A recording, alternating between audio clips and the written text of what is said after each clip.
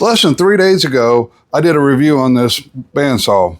Wasn't even really planning on doing a review, but when we put it together, there was just so many things that we thought was really neat and we'd like to put out there for everybody. Well, apparently I didn't do a good job because in less than 3 days, I've got 175 comments, many of them asking for questions that I didn't cover. So this is going to try to be me answering questions that people have asked in the previous video. I've had a couple questions asking, is this the standard width miter gauge? So this is the miter gauge that comes with it. It's got the standard little profile. It fits in there and it locks in. Now, yes, this is the miter gauge from my table saw.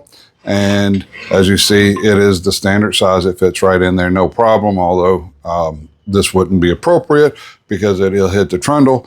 But I just wanted to show that it does take a standard size miter gauge. Now this is a negative, and I'm pointing out the good and the bad, is that when we change our blade, the fence has to come off before you can change the blade. However, I don't change the blade every time, but if I need to, all you have to do is remove these 4 T-handles and this slips right off. It only takes a couple of seconds and no tools required. I had a question about how much room does this take up. So people with small shops, it's about 23.5 going wide, and then it's 29.5 from the edge of the base to the edge of the base. That does not include the wheel that sticks out the back, but if you're putting this in someplace, there's just a couple of bolts that you can remove that wheel, and you would not need that if you're going to have it fixed and not be rolling this around. I've had several questions about the tires. Now, I still have not been able to find out what they're made out of. If you know a way to test this, put it in the comments so I can share that with everybody.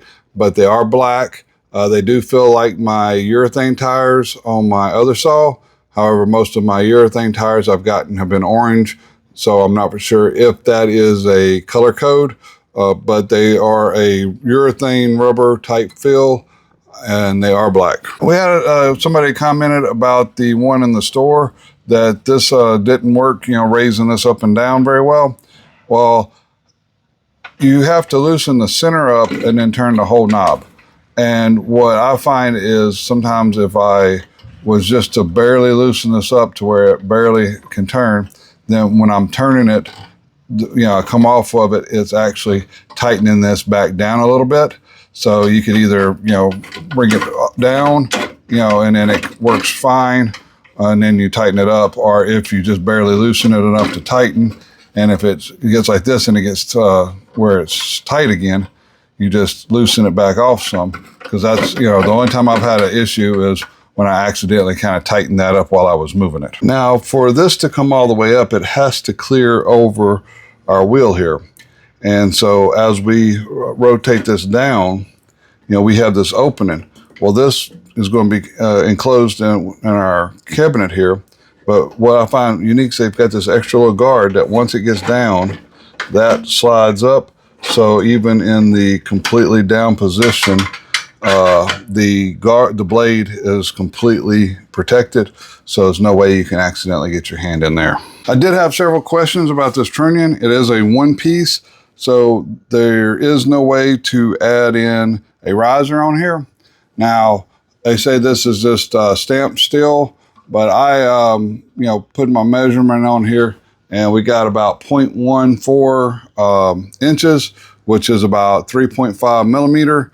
We're looking at 10 gauge steel there. And then not only is this here solid rolled and then welded all the way down into a beam, I'm not sure how well that comes out, but that is that seam that is welded solid, not just spot welded. It's black on black, so it's kind of hard to see up in here. But this is also a piece of metal that's boxed in. It's welded on both sides, kind of like a gusset.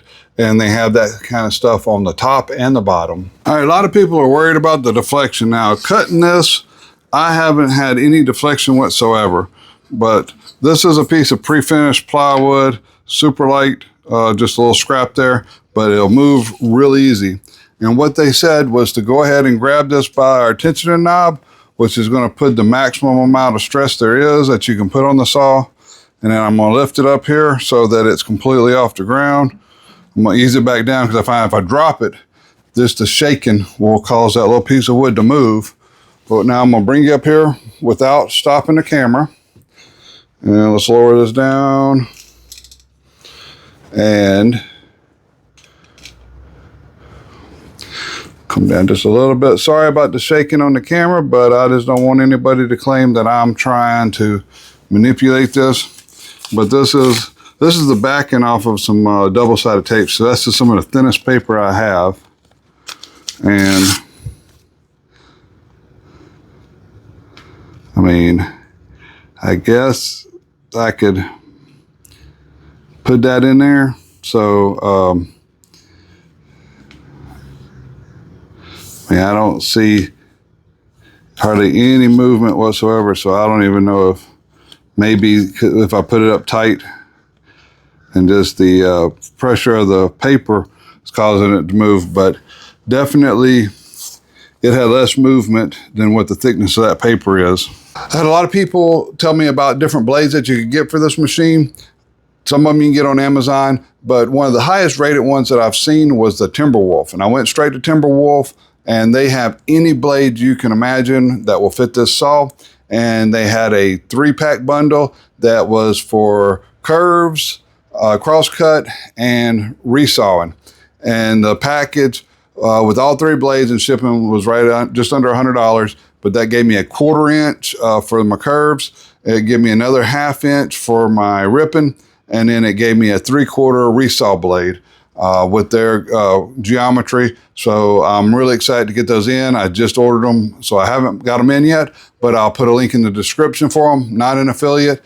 So if anybody else has a better source on those, put the link down there. I don't mind. And let's try to find the best deal for everybody. Now, I made a comment that this was a professional quality saw at a hobby level price. Well, okay, let me clarify. You know, a professional saw is probably going to be about $1,700, about the cheapest I've found. And I don't know just how close to being, that's a low-end professional.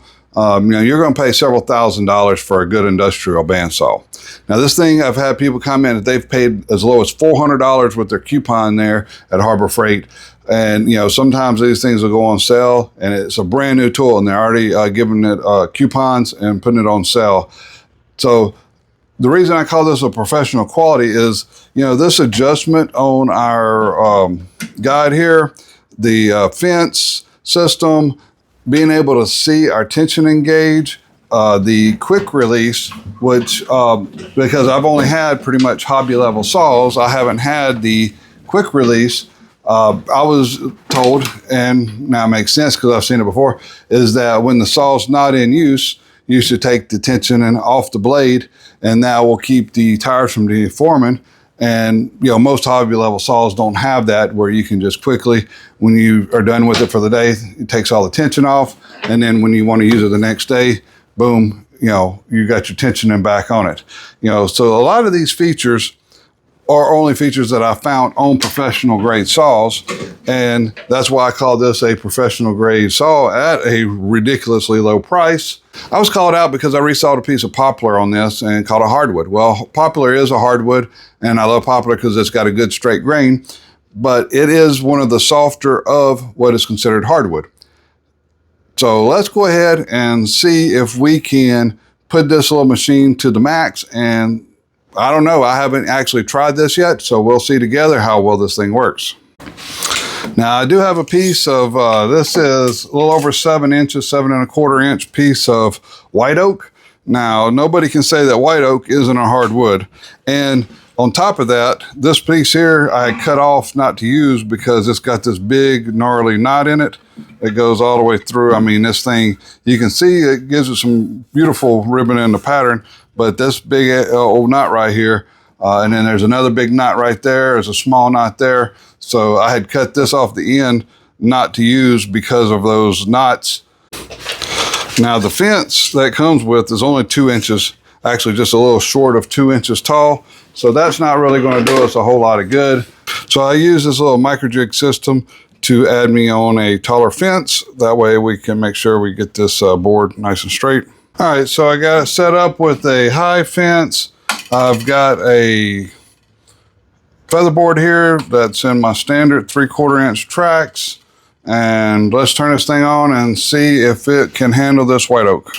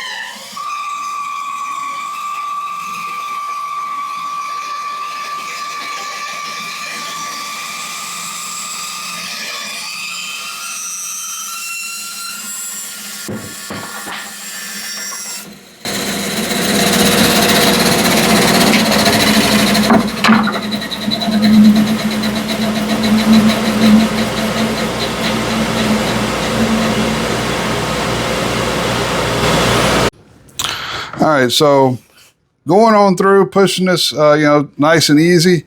It wasn't having a problem. It cut up through here, no problem. You can see a little line, and that's where I started pushing just a little bit too hard, and it did try to bog down. The blade never did stop, but I did have to stopped because I felt it bogging down, and that's where these lines came in at. Once I slowed down just a little bit and let the saw get built back up and was able to push on through. The super hardwood cutting at full capacity, yeah, if you go a little too fast, you're gonna bog it down. But if you're not cutting full capacity and you're cutting just normal wood, again, for the price, I think this saw is a steal. But for me and my shop, I think this saw is gonna do everything that I need. Yeah, I've got a lot of people out there that have commented that have bought this saw and have seen it in the store. And every person that has bought this saw that's commented has nothing but positive to say. Been a few haters out there that want to knock the saw, but none of them have actually seen it in person. Those people, I could push this board through here and it spit out diamonds on the other side, and they would say it's a piece of crap because they're not princess cut diamonds or something. But yeah, if you buy a $2,000, $3,000, maybe $4,000 saw, it's going to be a whole lot better than this. But I'm always about that value. I'm getting 80% or more of anything that $2,000 saw can do for 20%, 25% of the price. So if I can pay 20, 25% and get 80% of the capacity and the ability, I think that's a heck of a value. And if you are like me, you can't afford to go just blow money on tools that you may never even use to their full capacity, this is going to be the best value that I have found anywhere in bandsaws. So put it in the comments what you think. And if you have any more questions, I'll do my best to answer them. Till next time, I hope everybody just has a wonderful day and be nice to each other. There's enough haters out there. Us woodworkers, we need to stick together and stop knocking things that we don't know nothing about.